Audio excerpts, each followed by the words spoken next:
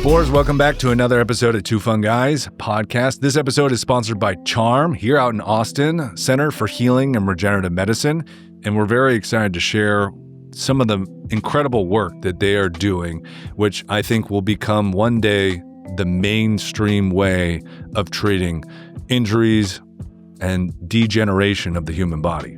Yeah, it was really interesting talking to these guys and really seeing that surgery is probably going to be obsolete with different techniques that they're using with regenerative medicine. I mean, in drastic scenarios, yeah, you'll probably need surgery, but for anybody with injuries or pain in their knees, shoulders, ligaments, wherever, most of that stuff can be taken care of with a far less invasive procedure, just getting the right types of injections by professionals like the guys at Charm.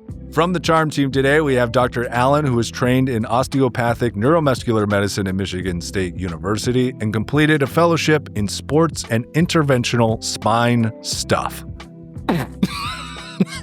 Yeah, dude, he's a master of spine stuff. And you'll also meet Carrie Kass. She basically runs the show over there. She's director of ops in Biz Dev. And she's also the president of the Austin chapter of the Healthcare Businesswomen's Association. So she is locked in, pal. Third guy you're going to meet, Dr. David Harris. The man is truly goated. If you look at his history, he was one of the first physicians in the 90s to combine the fields of regenerative medicine, interventional spine injections, and comprehensive pain management into one practice under one clinic and sort of unified the whole thing. Crazy fact about him, too, he's performed more than 35,000 interventional spine procedures and over 125,000 regenerative medicine injection procedures. Pretty wild dude. He's taught these techniques all over the world, multiple continents, and has worked on a ton of celebrities as well. Dope. Well, guys, let's get into this episode. We'll stop talking and let you enjoy. Have fun. All right, Charm. Welcome, guys. Super excited to have you here. Center for Healing and Regenerative Medicine. Beautiful, beautiful. Before the cameras were rolling, we were talking a little bit about how you can use your body to heal itself rather than using exogenous things or relying on some external factor to make your body healthy again. So we're really excited to learn about this with you guys. It's obviously such a huge up and coming industry. And Brent and I were talking about this earlier, that like longevity research and regenerative research used to be really for the hyper wealthy. And now it's becoming more available to people worldwide. So, being able to dive into this with you is really exciting for us because we're nerds about it and we're excited to learn, like really go deep on this stuff with you. So, I guess the first question really for you guys is, when you see longevity research coming more to the forefront and regenerative health coming more to the forefront, how do you see that playing out in the next like 5 to 10 years? Like, what are the next things on the horizon? Well, I think the future is very, very bright. We're just now getting the public to wake up to things that we've actually been preaching for 20 to 30 years. You know, the general healthcare system has been a disease management system. You've got this chronic problem and here's this drug and you're going to take this drug the rest of your life and it's not going to fix anything. And in our field, we've been working for years trying to show that that actually isn't the case, at least for musculoskeletal pain, for joint pain, for tendon pain, for shoulder pain. You know, you don't have to give up all these sports and all these things to just take some drug to manage the pain. I mean, we're at a point now where most of those conditions can be treated, and the future is super bright because we've got great tools now. Those tools are going to keep getting better, and people don't just have to settle with their chronic pain anymore. Yeah, I find it interesting too. Like, I just had a patient that came in and in the note from the referral, it said patients needing to get better because they didn't get a steroid injection. And I interpret that as this knee was deficient of steroid, and no one's knee is deficient of steroid. And so they didn't comment on the osteoarthritis in the knee. So yeah, there's, you know, the mainstream, how we've kind of treated all conditions. Like if you have diabetes, you don't have a metformin deficiency. Yeah. You know, there's outside factors that are likely causing what's going on. So as far as, you know, on the forefront, there's lots of exciting things on the forefront that just need more research. So excited for those things to come out as far as cultured stem cells and placental products, the peptides. Peptides, big thing. Everyone loves the GLP-1s for weight loss. And so then you get into the other ones that potentially have musculoskeletal effects, but there's just not enough research out there. So hopefully people who are using them are publishing research so we can make good decisions. It's an interesting concept. Like, you're right. It's not that we have a deficiency in whatever medication is being prescribed. You don't have a Tylenol deficiency and that's why you have a headache. Like, there's probably something mineral wise or some element that you need. Yeah, that's a good point. We're constantly trying to dive into the why. Like, why is this happening? Not what is happening, what I have knee pain, but like, why do you have knee pain? And a lot of that comes down to tissue that just doesn't heal well. Yeah. And so that's all your connective tissue, and that exists throughout your whole body. So those are our targets, are those poor healing structures. Well, maybe at some point in the episode, we'll talk about all the musculoskeletal issues that I have, and I'll try to get a free diagnosis from you guys. Go ahead. Yeah, I'm curious about each of your individual stories. Like, why did you get into what you're doing now, and why you're so passionate about it? Since I'm oldest, I get to start, I guess. So my passion extends deeply for a lot of years.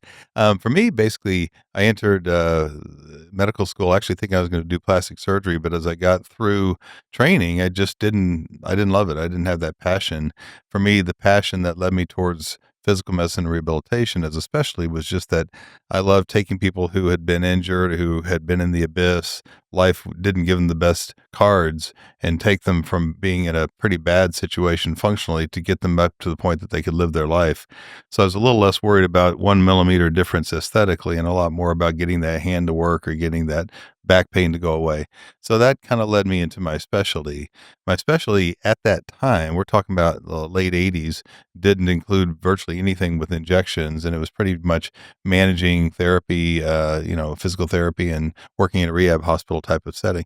But very much during my training, that was when injections started to become a thing, and steroid injections were losing their luster because we kept seeing that steroids were causing more harm than good in a lot of people. So I came right at the brink of where regenerative medicine started to pick up. So for me, it was like, can I get people back to function, back to their life? And it happened to be at a time where doctors like me were starting to pioneer injections that you could actually use to strengthen and repair an arthritic joint, a rotator cuff tear, a meniscus tear of the knee. And so that just became really permeated my being, if you will. I mean, everything I was doing at that time was trying to figure out how to use these recipes. And the recipes have gotten better and better and better over the years, which I'm sure we'll talk about during this conversation. But at the time, we had recipes that worked, but it took 6 or 8 visits to get somebody better. Now, if I don't get somebody better in 2 or 3 visits, I'm trying to figure out what I'm missing because they work so reliably and so quickly for most people. And so that's just been 30 years now of advancing and pioneering. And a lot of the techniques that we do, we kind of were early pioneers in developing the techniques that everybody's using now. And we started using things like X-ray equipment to guide our needles and ultrasound equipment to use sound waves to look at where our needles are going and so on. And so all those tools kind of developed along the way of this path. So ultimately, that's kind of got us through just management of pain and accepting arthritis as just a problem when you get older, to now arthritis actually can be relatively fixed, cured, improved. The pain from that doesn't have to destroy your life.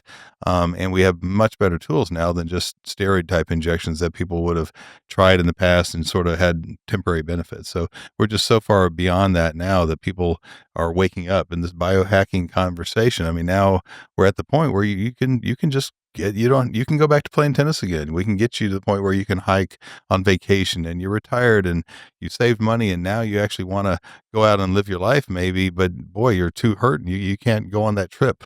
And so now we're at that point now where we can rescue people from all that and they just don't have to suffer like that most of the time.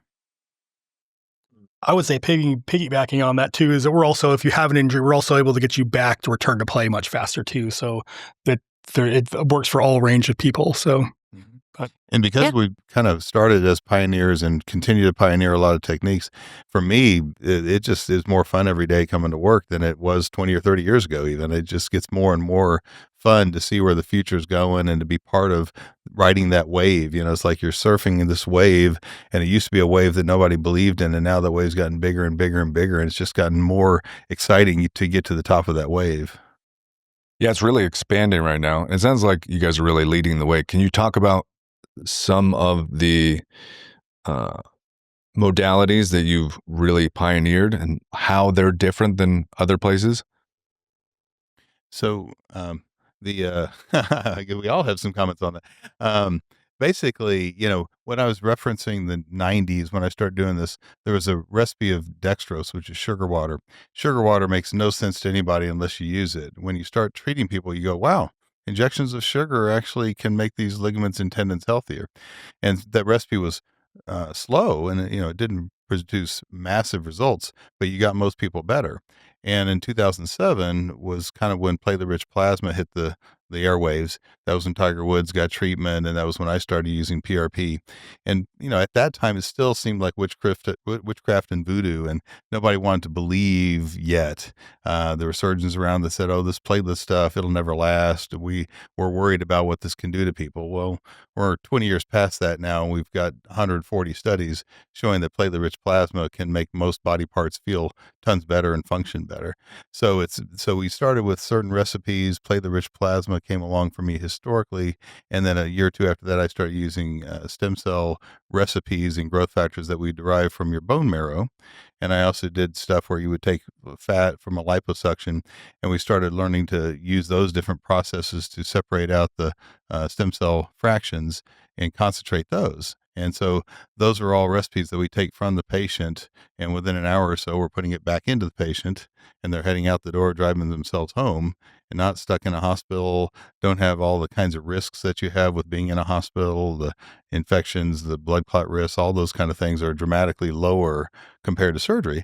And within a few weeks, most people are feeling better. So it's been a really cool process of pioneering each of those echelons of recipes. And then once you start working with things like platelet-rich plasma, you realize that there's better ways of doing it. And some of the lab-based techniques that we have in our clinic that we pioneered as well about 12 to 15 years ago, we now get platelet numbers that are 10 to 15 times higher than most doctors will ever see using the commercial types of systems. So we've developed this method of just better, bigger numbers, better concentrations with stem cells, and all those recipes make it easier for us to fix a old person like myself, or to fix a younger person easier, or to treat 2 or 3 structures on a visit rather than just working on one elbow. So now we can make a lot of body parts better fairly easily with really strong recipes. I would say comparatively, for what makes us different than everyone else is most everyone else is using a kit-based system to make their PRP. So Dave was just talking about how we do everything by hand. And so that means, when you have a certain amount of blood and you're trying to pull all the platelets out of it, with a kit, you're going to get about a good kit, maybe 80% recovery. We're in like the mid to high 90s. So we just don't lose a lot of platelets. You got to keep all you have. And then the kit, you can only take a certain amount of blood, where we can take a lot more. So we just have more access to platelets. And that's the same story with the bone marrow too. And when you do things by hand, it's just, you can't reproduce it better with the kit, or they haven't been able to so far. So our product just ends up being better. So let's take it back to basics real quick for people that don't know what PRP is. Yeah. Me. Are you essentially removing the platelets from someone, from their fat or from their blood, basically taking it from them and then injecting it back in so that it's their own body doing the work? So when you get a cut or a bruise, the portion of your blood that oozes out and starts that healing process, forms a scab or whatever, that's facilitated by your That's platelets. all the platelets. So we take your blood from a vein, like little vampires, and we take a whole bunch of blood. Then we spin it down, because if you were just to leave that blood on the countertop, it's going to separate on different layers based on its density. The centrifuge just does that faster for us, so it speeds up that process. And we know where the platelets are in those layers, and we just go and extract those layers. Cool. So that's how you kind of get all the platelets out of there. And platelets work because there's full of thousands of different proteins in there. So when the platelet ever releases because you have an injury, you get a bruise, all those little growth factors are kind of like the orchestra or the conductor of the orchestra. All that stuff comes out there and it starts signaling all the nearby cells to do the things that they do. I mean, the first thing when I was in med school, platelets made your blood clot. So, you get a scab from platelets. That's what they did. That's all we knew back in the 80s, right? That's all I knew today. Yeah, that's the beginning, right? But so it's so the idea is stop the bleeding. Okay. But then the platelets release other growth factors that pull in the white cells. The white cells come to that area and start gobbling up the bacteria and sterilize the site and fight the infection. It also later, over the course of hours to days, it pulls in a different kind of cell called the macrophage. The macrophage cleans up the damaged tissue. It eats up the debris, cleans up the mess. and then it pulls in fibroblasts a few days after that, and the fibroblasts start laying down new collagen. Meanwhile, the stem cells get turned on. They send out signals to all the nearby cells who start to come in and say, oh, I'm a tendon. Let's make my tendon repair. Ooh, I'm a ligament cell. Let me make ligaments better. And so all those signals, all those sort of things, it's like a construction crew on the highway repairing after a big wreck. You got to stop the damage, you got to clean up the mess, and then you can start repairing the asphalt and the guardrails. So all that's happening in your body every time you hurt yourself when you were a kid, all that happened to repair your tissue. We just learned that now I can take those platelets, harness them in a syringe, plant those seeds 20 or 30 spots around your knee to get your knee to repair itself. And now every structure in your knee becomes healthier and stronger through that process. So we've just harnessed that natural process of what platelets have always done in your body and pack a punch right where your shoulder needs to be repaired. And now your rotator cuff tendon and your cartilage and all those structures get stimulated to become healthier. And the whole thing just becomes a more normal joint. So does this only work for things like tears or rips or breaks, or can it also work with like tendonitis if something just is inflamed or not connected properly? It's easier to fix something that's less broken than more broken. So kind of progression of how things go. Typically, you're going to see tendonitis prior to a tear. We see routinely that we can fix small tears. You can get small tears to look better on ultrasound after, but larger tears aren't as predictable. But you can see those things improve. There's a big randomized controlled trial coming out soon on ACL tears. ACL tears notorious for not healing all that well. If you use one of our advanced techniques where you got a needle into that ACL and stick it with some of our growth factors, as long as they meet certain criteria, we reliably get those ACLs better, stronger, and you can avoid ACL surgery. Yeah, so pretty much any tendon in the body that has a tendonitis, which we would nowadays more likely call it tendinopathy, meaning the tendon's not healthy, is repairable. Every ligament type of problem is repairable. The discs in the spine are repairable. So people have a disc herniation nowadays. They might see a surgeon who might want to do a discectomy or fuse their spine. We can inject growth factors, including stem cells from your bone marrow and platelets, into the disc and repair the disc internally from the inside out, which I do 2 or 3 of those a week. I can take growth factors, flood the outside of the disc in the epidural space, and I can repair the ligaments and the joints of the back, and that whole functional unit, that whole part of your spine can be repaired. I mean, stuff that 20 years ago, the idea that we could actually get a disc to heal was a distant myth that maybe someday we'll figure out. We actually have it figured out now. I mean, we're doing that every day now. So those are very treatable. Things like disc herniations that you would think, oh my gosh, of course you need surgery for that. No, you don't anymore. Oh, I blew up my ACL with my soccer injury. Oh, well, we got about an 80 to 90% success rate fixing ACLs. You don't need to have a graft put in there to make your ACL better. We're fixing those already. Oh, my rotator cuff. I got this big tear in my rotator. Well, we fixed those too. So all those things in your mind, you're thinking, oh, it's a tear. I really need surgery. No, actually, you don't. Most of those things are very repairable with what we do with growth factors. And the risks are better. The downtime is much less. There's virtually no downtime. You're sore for a few days rather than spending 6 months getting in therapy to recover from your surgery. The tear we make is a tiny little needle where you put a scope in somebody. You're opening up a big hole the size of a pencil to get to where you're going in there. You're creating more damage scoping somebody than the damage you're trying to fix. So it's kind of amazing. We take a little bitty needle and I can make your body think you got hit by a Mack truck, and it sends all the resources in there to repair that shoulder for you. So it's virtually no real trauma or injury that we're creating, but your body thinks we just made a big reaction in there. And every time you do that, it gets better and better. So it might take 2 or 3 treatments, but you can repair all the stuff that everybody in this room has something that hurts, and we all have friends who have something that hurts, and everybody talks about their shoulders and their knees. That's all very repairable now. I'd say the caveat there is you have to have some fibers connected.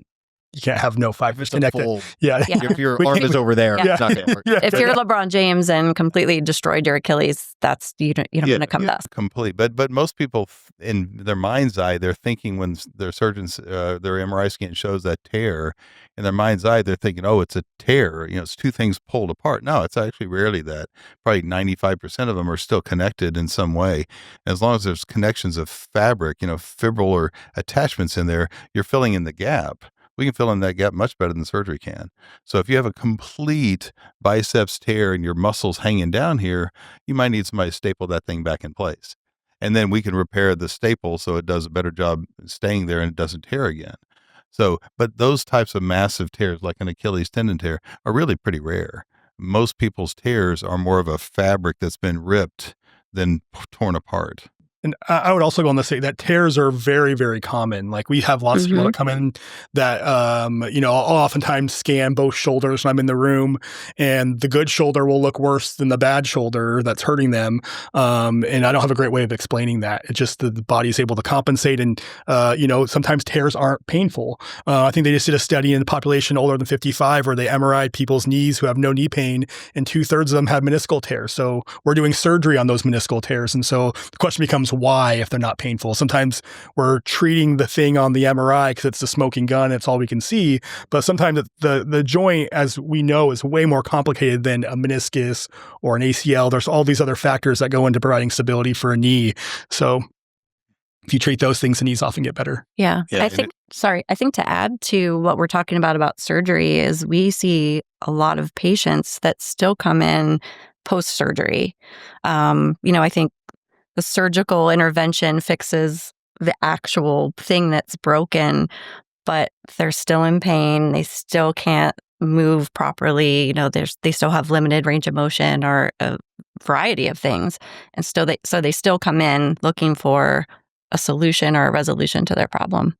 Yeah. And to add to that, a lot of times what one thinks is causing the pain on an MRI scan may not actually be the thing that's causing the pain.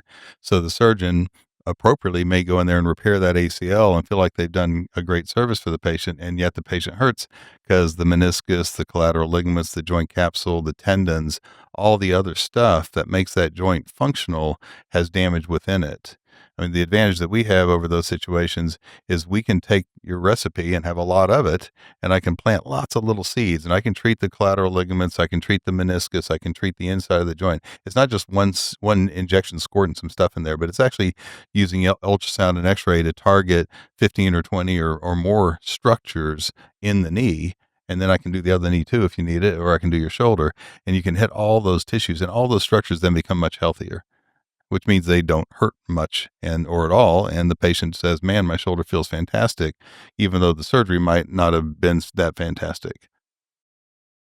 What's the process for someone coming in interested in, healing or help with their pain or repair? Get about an hour visit initially with us for our new patient visits. Not everyone that walks in is going to get regenerative. And during that hour visit, it's, we're trying to understand what is going on with you, what are your goals, and kind of base a really comprehensive, detailed treatment plan for you. We don't have blanket treatment plans that everyone gets and walks into.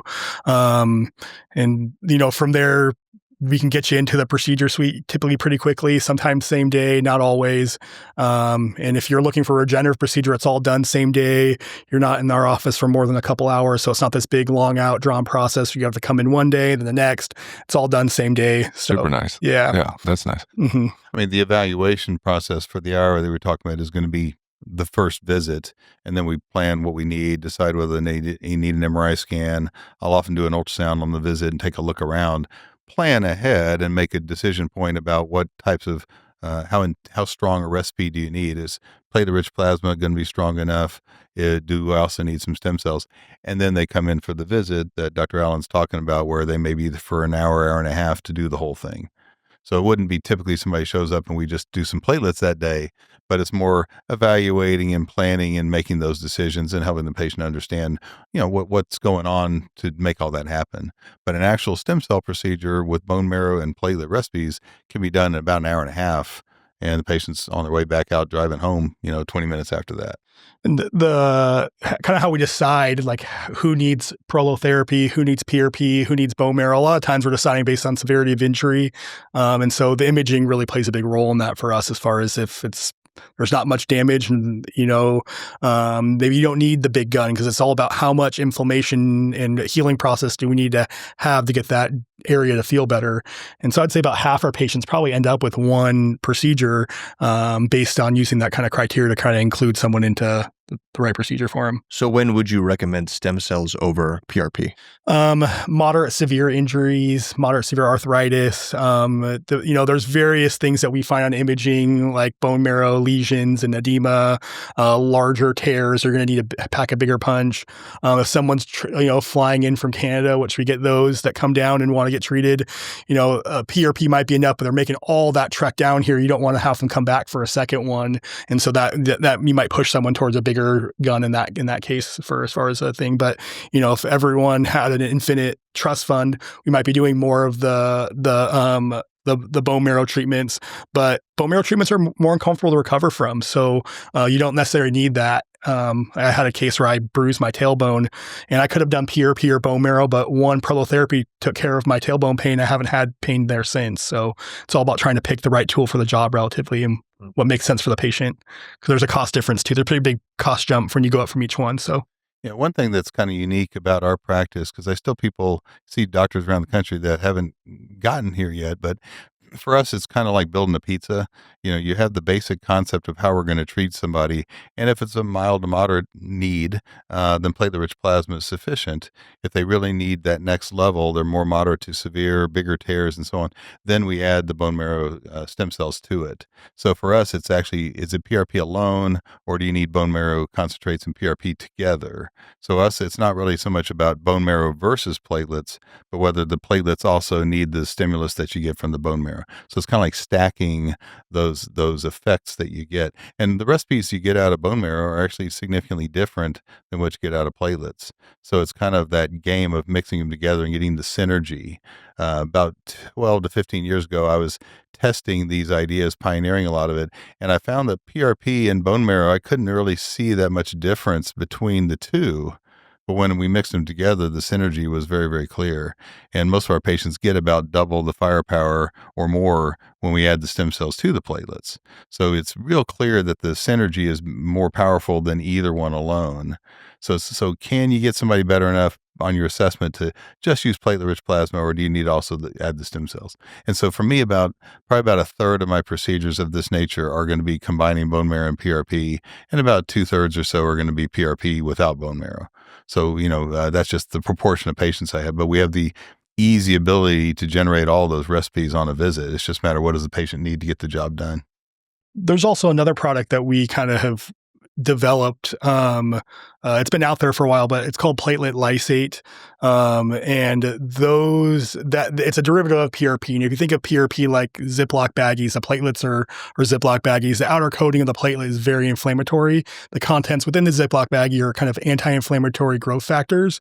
And so if you were to put an inflammatory substance around nerves or into the epidural space, people are pretty upset with you, inflame that nerve up. This can be really painful. So we actually have a unique process that removes Ziploc baggie from the equation. So you remove all those inflammatory components. And that process has been around for a while, but most people use a really long process to do it. It's a freeze-thaw method where you freeze it, thaw it, freeze it, thaw it. And it takes about 4 or 5 hours, and you don't really get that great of recovery of your growth factors. Where our process, we get like 97% recovery of our growth factors. The process takes about 30 minutes. So it doesn't take all day. Someone doesn't have to spend all day at your clinic. And it does really well for nerves and helping disc heal. We're actually trying to put together something to show how well we're treating discs without actually having to go into them. Yeah, we published a couple chapters in some books that have been out the last couple of years, and in 3 or 4 papers now on using this platelet lysate recipe in the spinal canal. So rather than the older epidural steroid injection that some people have heard about, where you put some steroid around your disc herniation, we're now seeing those discs melt away when you put platelet lysate in there much more quickly. I mean, within a couple months, the discs have kind of shrunk back down.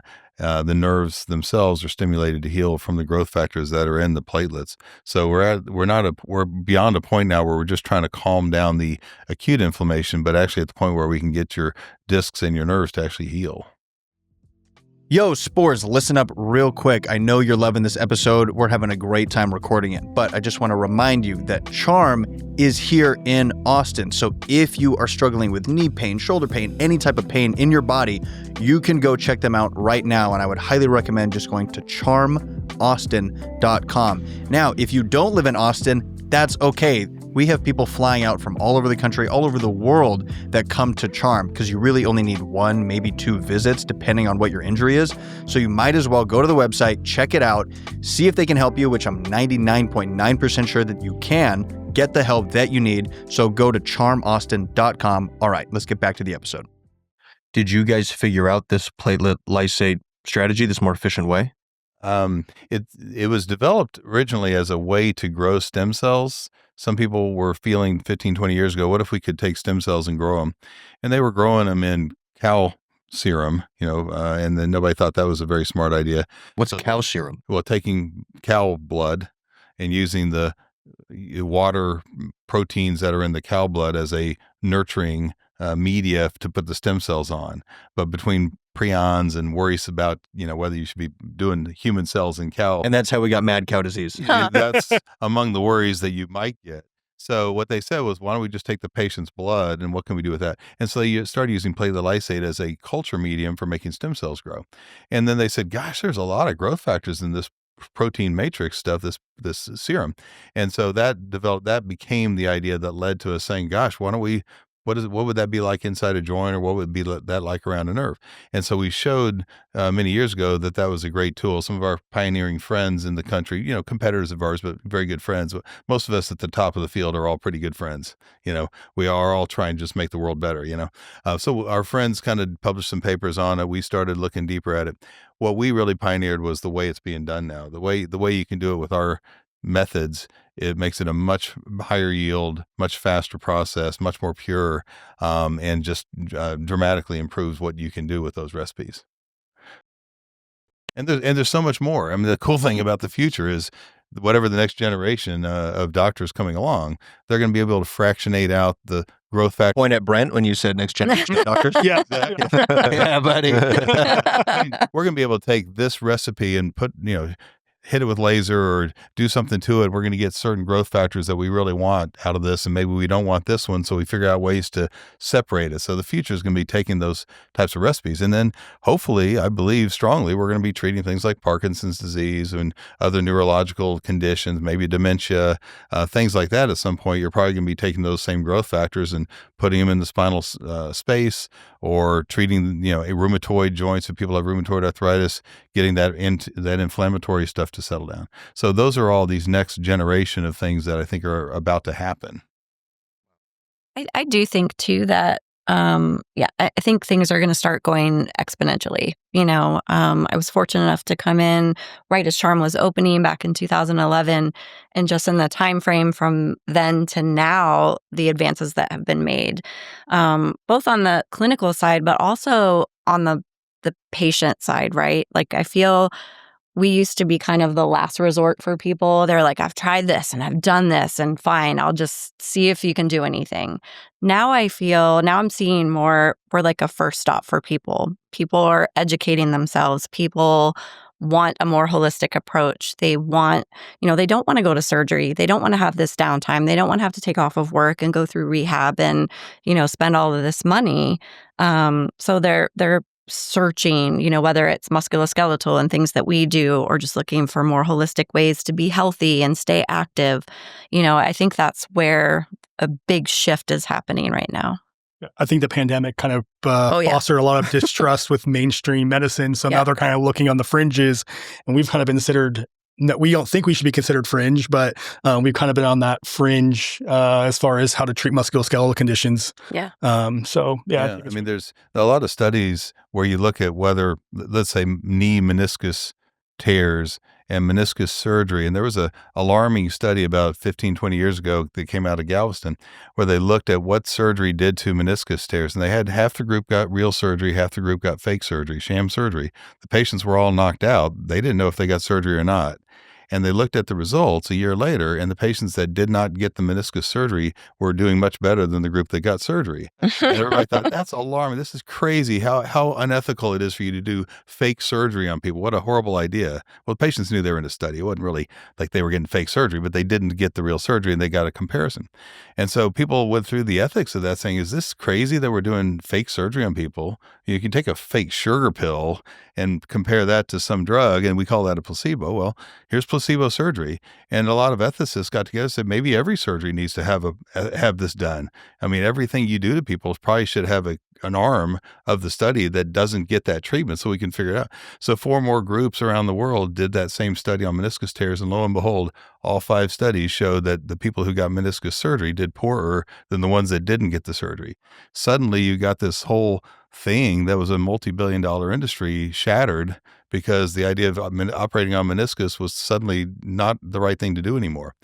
Meanwhile, we've got tons of studies now, about 60 on knees now, that show that platelet-rich plasma markedly improves the knees, and it's been done against sham, it's been done against everything, and it clearly works so much better. So we're kind of at that point where 20 years ago, meniscus surgery was the standard of care, and this thing called microfracture, where they drill up into the bone to try to ooze a little bit of bone marrow out of the knee. Microfracture was a big deal back then. Both of those have pretty much been thrown away now because meniscus surgery doesn't work as good as not getting surgery. And drilling in there to get a few drops of bone marrow, gosh, let me just take a little needle, get it out of your hip. I can get 1,000 times more bone marrow concentrate and put that in your knee. Why cut through your cartilage and drill a hole and make it leak a little bit of bone marrow when I can just get it from your hip pretty easy?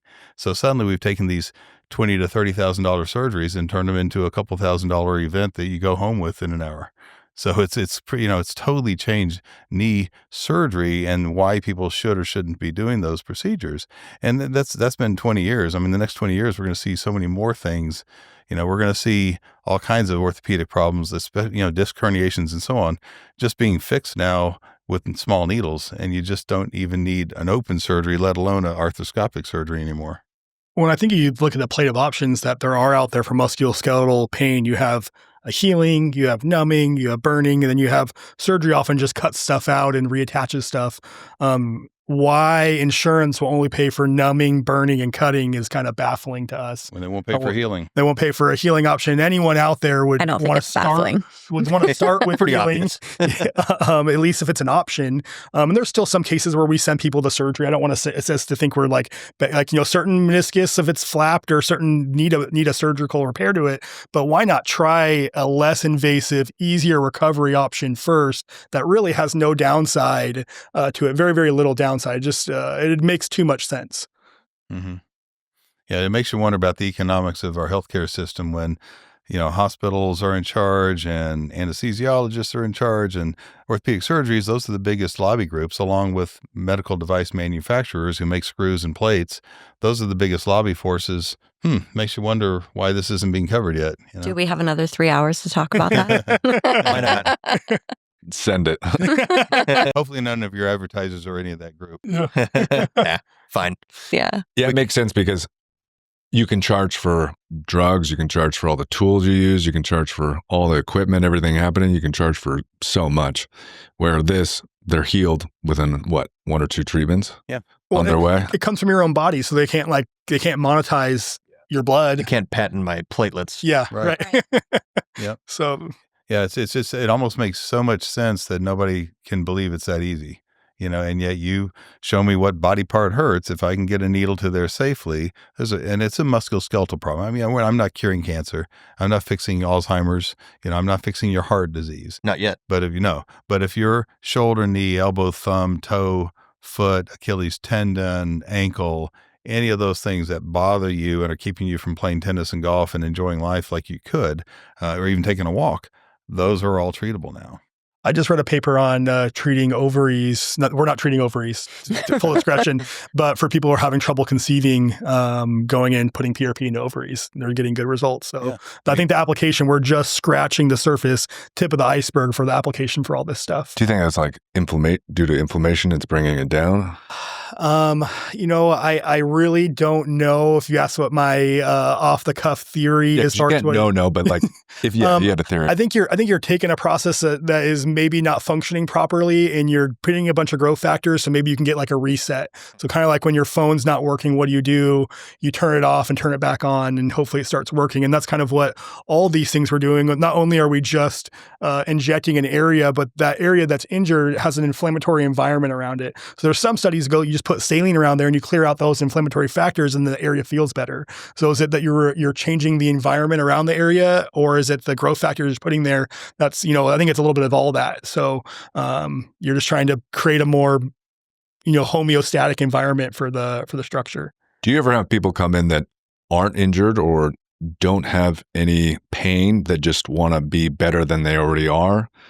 So the regenerative stuff is the first thing, as far as I know, as far as musculoskeletal conditions, that is shown to have propensity to be a disease-modifying osteoarthritic drug or agent, or whatever you want to call it. Meaning, we're on this downward trend of increasing degeneration. You can actually plateau that curve. And so, if you go and get an X-ray and you have mild arthritis versus someone who gets an X-ray and has no degenerative changes in their knee, you start to have the question of, well, if there's no degenerative changes in there, every time I poke you with a needle, there's risk of infection, there's risk of bleeding, there's risk of me touching something I'm not supposed to and creating some problems in there. Is that worth it in a totally normal knee? Or if you're starting to have some degeneration, you kind of start to have that conversation of, well, maybe the risk is there to kind of stop that progression. And so it's kind of it's a risk-benefit conversation there where you certainly could, but you definitely want to let the patient know that there's risk involved with these. They're not completely no risk, but the risk is pretty low. Yeah, I mean, and if I tell people, if I was like the owner of the Dallas Cowboys or something, in the off season, I'd probably have all my guys get their knees and their ankles treated, because we strengthen stuff. It's not just making something feel better, which used to be the theory about this. I mean, I literally treat the ankle ligament, and the ankle ligaments become bigger, healthier, stronger, which you can see on MRIs and ultrasounds. So you know that you're actually making those things tougher and stronger. You got a 300-pound linebacker running around the field, ankles and knees are in jeopardy all the time. And if you toughen up and strengthen all the structures, you're going to help prevent them from having season-ending and career-ending injuries. Like a quick oil change to all your joints. Mm-hmm. Yeah. And you only need to do it, once, twice, and you're basically good to go. Mm-hmm. Yeah, typically with platelets, up to 3 times, depending on how bad a problem is. If I haven't made somebody a lot better by 2 or 3 treatments, obviously I'm having to decide maybe they did need surgery, maybe there's a better option for them, maybe they need some higher advanced physical therapy or something. But 2 or 3 treatments, most of my patients are going to feel 80 to 90% or better. For me personally, I've actually literally had about 18 body parts. I've never had a failure. All of mine are at least 90-95% results. It's been massive. But I was, when you asked earlier about our histories, one thing I didn't mention is I didn't realize when I was in high school playing soccer and lifting and weights and all that kind of stuff, I didn't realize that I actually have hypermobility. I had kind of double jointedness. I could do the funny tricks with your fingers. I could put my foot behind my neck back in those days, I mean, I was very hypermobile, and hypermobile patients have a propensity for their joints to get kind of beat up. So they'll show up in my clinic now when they're 25 or 30 and their ankles are too loose and they've started to tear their knees. I was that guy. I didn't know that I was having those problems. I knew it was hurting, but when I was 35 and I started realizing this regenerative stuff was going on in my world, it's like, oh, I can fix this thing. And so I kind of, every time something popped up that I thought, okay, my wrist is a little bit damaged here, I get a little sprain there, I learned that if you just treat it, I don't have to deal with that anymore. So, so it sounds like a zealot, but I've had about 18 things fixed. I've had my neck, my knees, my hips. I had a big hamstring tear that I tore, about a 2-centimeter tear off my hamstring, off my bone about 4 years ago. We put BMAC in, bone marrow stem cells in there with platelets, and one treatment, goodbye, it's fixed, it's healed. My MRI scan looks normal. I had a massive tear of my meniscus tear about 9 years ago on my right knee. I couldn't stand 30 minutes at a time. I spent about a year being pretty miserable, trying some of the lesser treatments, and it wasn't getting any better. And I finally put some stem cells in there from bone marrow. And within about a month, I was 50% fixed. We did 2 more platelet treatments. I've run probably approaching 1,000 miles on it now since that time, over 9 years. And I've had 0 pain with my knee. It's been fantastic. Totally changed my life. It also taught me how important the bone marrow stem cell kinds of recipes were, because prior to that, I was not getting any better for a year. And once we did that treatment, within 6 months, I was running again. So it changed my life. It also changed how I teach people. I used to think if I use the weaker stuff first, I finally get to the best stuff. If I had to get there, we'll go there. And I kept thinking, boy, this stuff's kind of expensive and it's kind of fancy. And what I realized through my own experience was, no, I was doing it all backwards. I mean, if somebody's got bad damage, hit them with the bone marrow and the PRP first, because now I'm going to get them 50% better with one treatment, and they're already on the road to winning, rather than kind of working their way up to finally getting to the best recipes. So my own experiences were great because I learned all the body parts one can fix. And I realized that I was teaching it backwards 10 or 15 years ago and using, limping along to get to the finish line versus just getting people better fairly quickly. Yeah, you're a good test subject for all. Kyle and Carrie, have you guys also had quite a few? I had my tailbone treated with, before I moved down here, I was in Michigan, slipped down some steps and bruised my tailbone. Couldn't sit. I drove down here in a U-Haul on a donut. It was pretty rough. And Dave got tired of sitting awkward. And he finally got me a table and shot me up some prolotherapy. And one treatment took care of it. And that's not the normal with prolotherapy. Typically, prolotherapy takes multiple visits, but it certainly made me a believer in prolotherapy, where I don't like to poo-poo the lower stuff too much, because if there's not a lot of damage, if you don't have a broken bone, if the tendons aren't torn, maybe your body just needs a little more attention to an area. My feet hurt, so I've had PRP on my feet, and that seems to have worked. I haven't had pain in my feet since we did that. It was pretty sore for a little while, so I don't like to downplay the recovery, because recovery can be rough. I don't pretend to have a high pain tolerance. I'm a weenie. There's a reason women deliver babies and men don't. So I definitely treat myself sparingly, but I'm definitely a believer in it. So yeah. I've had my neck and elbow treated, but I have a husband held together by these two guys. So, yeah, and Dave mentioned stem cells a few times, and that kind of brought me onto the subject of like placental, amniotic, cord blood products. And we were just looking at, we just went to a yearly conference. We try and go to all the yearly conferences to stay up to date as far as what research is out there. And the FDA has brought a statement out saying that any placental or cord blood products that are out there, there's calling them a stem cell product is actually kind of false advertising, because when that product that's on that physician's table, if you try and culture out stem cells in there, there's no active or living stem cells in there. While there's great, fantastic products and people do well with those kind of products, there's not actually stem cells in there. So calling it a stem cell procedure is a little bit misleading. And so then the FDA has also said you're not supposed to use it for any musculoskeletal conditions. And, the FDA has definitely had their issues that everyone knows about. But the thought behind the FDA is, we should be making sure things that we're giving out to the general population is safe, effective, don't have consequences. And that's why you go through the trial. So that thought is a really good idea. So those products just need to go through that process. And I think they're in the middle of going through it. As far as I can tell, there's clinical trials going through. So they'll get it approved at some point, and we'll evaluate it at that point as something we'll add to our practice. But they kind of need to show that that stuff is better. Where does it fit in the hierarchy of what do you need to heal a joint? Are placental products better for healing ligaments, and bone marrows better for tendons? That kind of all needs to be hashed out for us. Yeah. It also tends to be more expensive. Well, it's a lot more expensive. Like those little vials of, you're going to spend, I don't know, $7,000, $8,000, $9,000, $12,000 for those placental products, where ours are significantly cheaper than those. So it becomes an affordability. You talked about access to the super wealthy. Those placental products are pretty much access to the super wealthy. Yeah. Yeah. And, we're not aware of any published studies right now on any of those products showing safety, efficacy. There's no studies of a dozen elbows or a dozen shoulders with any of those products. We actually have 140 randomized controlled trials now that have shown the PRP beats pretty much everything it competes with. So if one is saying, what does the science say?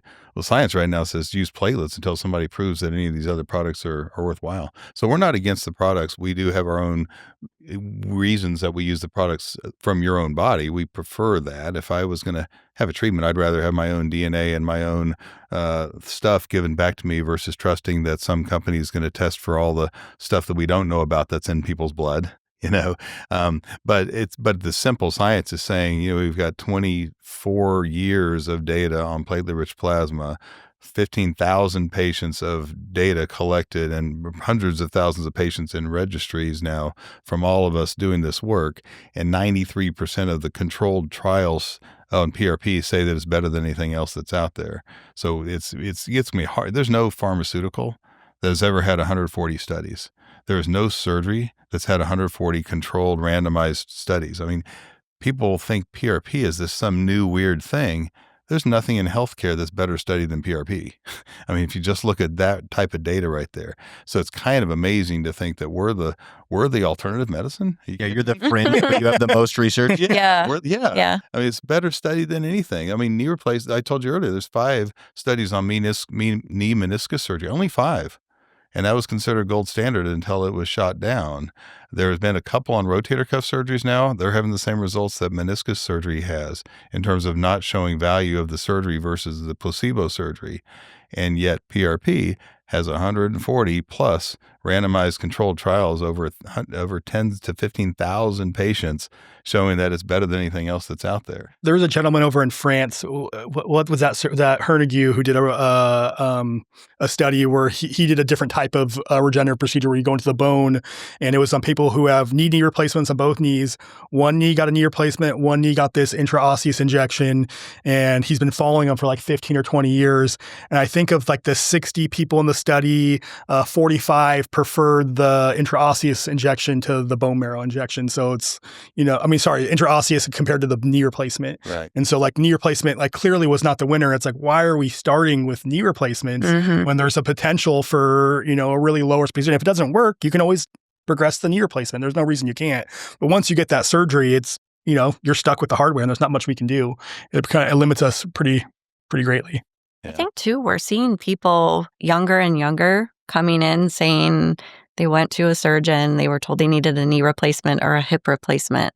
And really, they just need a BMAC and a PRP. Well, it's really astounding. I mean, somebody in their 50s being told, and I think what the general public doesn't realize is once you start that process, like that's every 10 years or so that you're having to do that again. So if you start when you're 50 and you live to be 90, you're looking at 3 or 4 surgeries in your life. Yeah. And actually, each time they do something like a knee replacement or a hip replacement, they have to take the implant out, route it out a little more, put a new one down in there. If you're going to get a third, there's almost no bone left. So there becomes a problem with it. The way I tell people is you got 3 cards to play if you're going to do a joint replacement. If you wait till you're 70 to play the first card, you'll probably make it to the end without having to play another card. But you get it done and you're 50, you're playing your second card at 60, you're playing your next card at 70. You better hope that you didn't have any complications with any of those, because you're not going to have a chance of another knee replacement down the road. So even if I'm just kicking the can down the road for 15 years for somebody who's 50, and I can get them to 65 or 70 before they have their first joint replacement, even that's saving them a lot of misery down the road. Win. Well, and every subsequent joint replacement has a dramatic increase in complications. So you only want to have one. The goal is to only have one. So to help them get to the timing that makes sense for them.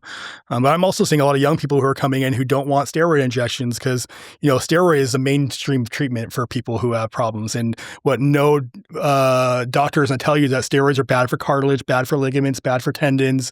They're bad for everything in the area you're putting into. And there's studies that show if you put it into your knee repeatedly, you're going to end up towards a knee replacement. And no one wants a knee replacement unless you need it. So they're coming and saying, I didn't want to do the steroids. There's more information out there. Patients are educating themselves and coming in and seeking out the stuff that we want to do. So yeah, people kind of ridicule the whole Dr. Google thing. For us, it's been great because if people go on Google and search what does that surgery really do, they really go to Reddit and they go, oh gosh, I don't want that. Well, let's do a steroid injection. Ooh, I don't really want that either. What about these stem cells? Everybody says they're great. It's kind of like you find out really quickly. Patients who do their research will very much say they want this. It's kind of comes down to whether they can afford, what we do. And platelet injections could easily be $1,000 to $2,000. A stem cell bone marrow type treatment can be $3,000 to $4,000 in our clinic. Was my knee worth $5,000 or $6,000 to have a knee for nearly 10 years now and running 1,000 miles and having no pain? That was worth $5,000, absolutely. So when I look at the money that I spent to get my knee fixed, it was a no-brainer. If we're talking cost, though, I always tell people, yes, you might pay $5,000 for a stem cell treatment at Charm. If you get surgery, chances are you probably have a crappy insurance plan, because everybody does these days, with a high deductible. So you're still paying out of pocket. Right? You also have to take time off of work. You have to go through rehab. You have to take more time off of work to go to these other appointments. So it's a higher cost globally, not just out of pocket money wise, but you're paying a lot to go under the knife, and I caution people to weigh both options and really, really pick the one that's best for you. Well, and it also seems like the orthopedic surgeons, to their credit, are becoming more and more open. For a while, there was this big dichotomy of the older orthopedic surgeons did not like any of the stuff that we did, and we were kind of, conducting witchcraft over here. And now a lot of them are more open to it. Some of them are even doing it. So I feel like we're kind of slowly coming up to speed with all those things. Going into how the body works is sometimes when you have a joint that's not functioning properly and you get the joint intact and stable again, sometimes the muscles need to be turned back on too. So there's also a rehab component that's super important to this whole process that is sometimes and oftentimes really necessary for the part of the healing process. And that can save people a second or third procedure too. I've certainly had people where I was on the fence about doing another one saying get better like I thought they should, and I sent them over to our physical therapy department, and I often describe what they do back there as voodoo because they do some really cool stuff and can pull the rabbit out of the hat for certain patients and get people better, and they do a great job. So I want to give our PT a little plug. Absolutely. Our therapists do a fantastic job, and they really have a lot of really advanced tools, and they can often show me what's missing, the missing link, and that may help guide what I might try to do next to help somebody. So it's very integrated. And if you think integration, without, again, trying to be mean to our surgical colleagues, the future is going to be them doing what they do best with surgery, us doing what we do best with injections, and therapists doing what they do best with rehab, and hopefully getting all the best minds together. So I do think there's a future where right now, I've spent 30 years sort of competing with orthopedic surgery, so that's kind of been my mindset. But the future is going to be, you guys do what you do. You repair that ACL because it really is torn, and then leave everything else alone. Don't screw around with that meniscus. Let me do what I do better for that. And I think when we get that world happening where we're all integrating together, it'll be that much better. Yeah, I agree. Well, Charm has been around for almost 15 years now. Yeah. You guys are a leader in the space. You've treated, thousands of patients at this point. I'm curious what some of your most transformative case studies are. Obviously, don't say names because HIPAA, right? But what have you seen transformation-wise of someone coming in and the outcome that they were able to achieve from these therapies? I have an extreme story from, it was a doctor that since moved across the country, but we had a patient. She was a young girl. I think she was maybe only 20 at the time. She was in a very severe car accident. And so when she came into Charm, she was in a wheelchair. I mean, she could barely function. I think we started treating, she was not your typical case because we had so many areas that we needed to target. And so I think probably a year and a half, she was treating at Charm with different therapies. I think we probably treated, I don't remember, shoulders, knees, hips, spine, literally everything. But we got to see this progression of her, month to month, going from a wheelchair to crutches to a cane. And then just finally at the end, she's walking normal. She feels great. No pain, very little residual pain, full function, full mobility. And to see that in such a young person was so, it's one of those extreme cases where we were all crying, and, she invited us all to her wedding, and, it was just, she was so grateful that somebody was able to help her, because she was somebody that went to doctor after doctor after doctor, and nobody could help her or wanted to help her. And finally, we gave her some hope, right? And that's part of the battle, is just finding, having somebody give you some hope that there is an answer, and you're bought in and you believe it. And she completely transformed. So that's the biggest, I think, most extreme case that I've seen. But I think every day and every week we see success, and we hear these stories, and, just oh my gosh, you guys changed my life, and I was able to go back to playing tennis. Or, somebody that's maybe 85, they just want to play with their grandkids or be able to walk around the block without pain. And so you get to see that and witness it and hear it every single day. And it's, it's very, I always call it happy medicine, right? We're not in the sick care business. We're actually doing something for people. We're not just slapping a Band-Aid on. We're not just saying well, here's a pill, we'll see you in 30 days so you can pee in the cup again and go about your way. We're actually doing what we can, and we have all these tools to choose from, and we're actually getting to the root of the problem. And that's what I love about, I think Dr. Allen mentioned that we see patients, that new patient is an hour, which is absolutely unheard of these days. Yeah. When I tell people that, they're like, seriously? Not in the Western medicine world. No. And I'm like, and you actually get that full hour with a doctor sitting in front of you, having a conversation, getting to the root of like, what's going on. Chasing the pain chain is one of my favorite things that you do. Just because your knee hurts doesn't mean that your knee is the problem. And, these guys will chase that and figure out what actually is going on. What are your goals? Are you a professional athlete? Are you a weekend warrior? Do you just want to play with your kids and not be in pain? And everybody has different goals. And like Dr. Allen said, everybody gets a very individualized treatment plan. So that's always been the name of our game, and we do it well. And the patient experience at Charm is bar none. I mean, we really... I say we're concierge medicine. We go the extra mile. A lot of little perks being a patient at Charm. Just when you're in the space itself, we do our best to make everybody feel very comfortable, very welcome. And our reviews kind of say it for us. Yeah. Yeah. Do you want? I was going to say my favorite thing to treat are knees, because almost no matter how awful they look, they almost all get better. So you can have people come in who look like they need a knee replacement 5-10 years ago. They're bone on bone and look awful, and you can save some of those. And so those are always the fun ones where they don't think they're coming in thinking like, I don't know if this is going to work for me. And then you're able to get them back to playing pickleball is the big thing for us. Like, thank God for pickleball. So many Half people. of the patients are going Yeah. they want to play It pickleball. used to be CrossFit. Yeah. Now it's Oh, yeah. pickleball. Yeah. So you're able to kind of save those and keep people active and moving. That's the name of the game is get people back to doing what they want to do and what's their quality of life. And the whole goal is to get them back to doing what they want to do. Yeah, I mean, you asked about stories. I've got one. I've got a number of them. One that pops to mind is I've got a very athletic, healthy, beautiful young lady who was a lacrosse scholarship player, full ride scholarship up in New England. We won't say any places. And she had what's called a labral tear. Her hip got damaged. The labrum is kind of like an O-ring, sort of like the meniscus in the knee, and it supports the ball in the socket. And a lot of people get labral tears. If you get them torn early on, they can be unstable, and you get a lot of hip pain from them. She had hip surgery up there by an orthopedic surgeon who she relayed to me also operated on about 5 of her colleagues who all had labral tears. Not a single one of them ever returned to sport. None of them got to play lacrosse again. They all had to leave college, losing their scholarships and done because this surgeon had damaged all their labrums.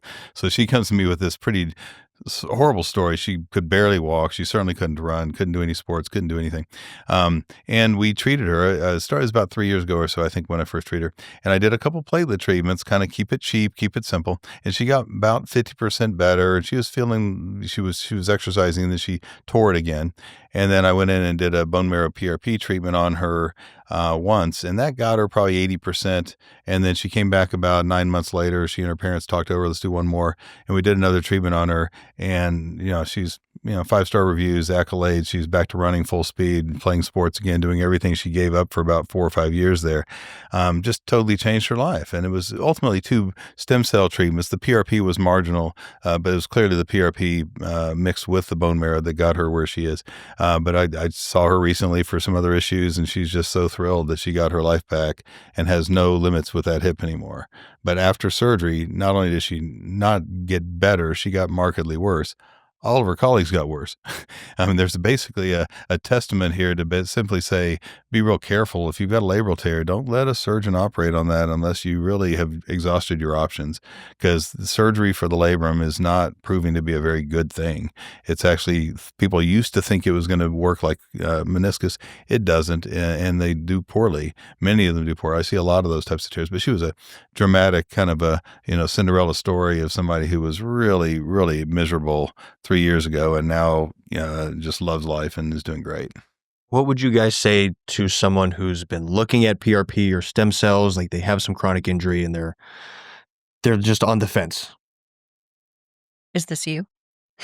I would say I'm an avatar. There's many of me, but yes. I would say come in and do a consultation. Our new patient visits, they're covered by insurance. A lot of things that we do, a lot of people in the regenerative space don't take insurance. We do. Our regenerative procedures are not covered by insurance, but we'll come and do a full eval on you, and your insurance will pay whatever it pays for your new patient consultation. Let us slap the ultrasound on it, and see if we can't figure out what's going on. I would say, you have nothing to lose in those visits.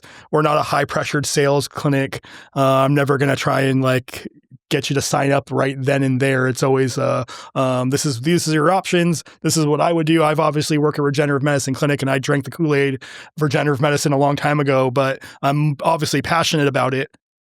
But come in and get seen. And, if I don't think I can help you, I will tell you that this isn't for you. So I'm someone who's barely ever had health insurance. And so I value, when people say I don't have insurance or I can't afford it because my insurance doesn't work, that doesn't make any sense to me, with my personal training clients, because the value in being able to continue to move is worth whatever money you want to can put into it. And you can figure it out, because we spend money on all kinds of ridiculous things all the time. I mean, even an Uber Eats order could be $60 for one meal. Right. It's worth it, because once you stop moving, it's over. Mm-hmm. Especially as you're older. I hope a lot of people that are listening that are the older generation, I have an older couple, and I'm in the process of trying to get them stronger. They haven't really been lifting, but there's a lot of wear and tear when you haven't kept your body really strong, or just being an athlete for a long time. There's things that you just, no matter physical therapy, what you just can't fix. And surgery just is not the way to go. Through my years of training people, seeing when someone gets a back surgery, it always makes it worse. That's just what I've seen. So I always try to tell people, do anything else you can. And if you really try these other things, you can heal your body. You really can heal your body. And so it's worth investing in, these types of things to keep you moving, especially if you can literally fix your knees and you can continue to run. I mean, that's the difference between enjoying your last 20, 30, couple decades, or just being fucking miserable. Yeah. Yeah. Absolutely miserable. And so a couple grand is nothing. Yeah. And so, yeah. I tell people health insurance is not health assurance, right? Just because you have insurance, most of the things these days that are actually good for people and helping people are not covered by insurance. We all know that. That's not a secret. So do you need insurance? Yes. Do we take it? Yes. But I just always tell people, really think about what you want.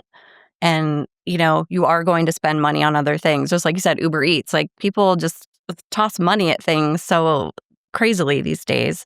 But it's just about investing in yourself and in your longevity and in your health. I think the mindset is slowly shifting. Mm-hmm. From the younger generation probably spends more money on that kind of stuff. And so, maybe the older generation, they got a young kid who plays lacrosse, and now the dad's kind of thinking, shit, that actually works, where he was opposed to it before. Mm-hmm. So I hope more people that are also older can really, say yes to these kinds of things, because there's no reason you can't. The goal as you age should be physically active till the day you drop. Mm-hmm. Yep. You just don't wake up one day. Yeah. But you were running, surfing, golfing, you were doing all those things. And if you're not, you cannot accept that. You have to figure out a way to keep going. Yeah. And all the studies show that if you're remaining physically fit and active like that, high probability that your brain is going to stay that much better too. So your balance is better. When you fall, you're not going to break your hip. You're going to have so much more resilience if you're staying healthy and your muscles are tuned up and your body's tuned up. And if your ligaments are loose or weak, well, toughen them up. We can do that. It's pretty easy. We can strengthen your structures. So then you keep them active, and then your brain's going to work better. And like you say, that's kind of my goal, make it till I'm 90 or something and die having sex with my wife or something, but I'm not planning to stop sooner than that, I love it. That's a great goal. Yeah, it'll be very Sorry, traumatic Mish. for your wife. How that happens. he'll be gone. Good way for you to go. Feel bad for her though. Yeah. But that it makes total sense though. The whole insurance argument, insurance doesn't cover it, I can't do it. But why would you put your health in the hands of some other company, some other agency, and allow them to dictate what you are going to do? It's your body. Mm-hmm. You're an autonomous being. You have sovereignty. And people forget that. They like to abdicate this responsibility elsewhere and say, I can't do it because daddy said no. But like, it's your health, your body. You're the only person who can be in control of what it does. And to Brent's point, you want to live the last 30, 40 of your years running, hiking, jogging, having sex with wives, whatever you want to do. Wives. Multiple wives. Absolutely. Got it. Like, I got time. I can do you. To each their own. Yeah. I'm not judging. I'm just clarifying. But on that note, where can people find you? How do they get in contact with you if they're curious about PRP, holistic health, regenerative health? How do they find you guys? Carrie's cell phone number is Drop her social security too. That'd be good. Our website is charmaustin.com. There's so much information on that site. You can read about all the therapies that we offer, from regenerative to the conventional pain procedures to our physical therapy. On Instagram, we are at Charm Austin. We're also on Facebook, Center for Healing and Regenerative Medicine. Phone number is 512-614-3300. We have a patient coordinator, so you will talk to Rosalie. She will kind of answer any questions that you have, walk you through the process, get you all set up. So yeah, we are just. And if you're out of town, we'll do the hour-long telemed type of conference with you, and take a look at your scans distantly and look at them online, or send us a disc, that kind of thing. We'll take a look. So we're happy to spend that time with anybody. I mean, obviously, the time we spend to educate you is worth its weight in gold for you to get the right knowledge and to not go down a path that you might have been going down without our ability to help you. All right. Well, everybody go call Rosalie. And She'll be waiting for you. I've been around a lot of wellness professionals and doctors and whatnot. I can definitely tell you are very genuine and care about what you do. Especially, you have such a deep passion. So that can be a rare thing to find. So we're glad you're in the Austin community. Thank you. Thank you. Thank It's you been so great much. to talk to you Yeah. guys. Thanks. This was fun. Yeah, thank you so much for coming out. Thank you.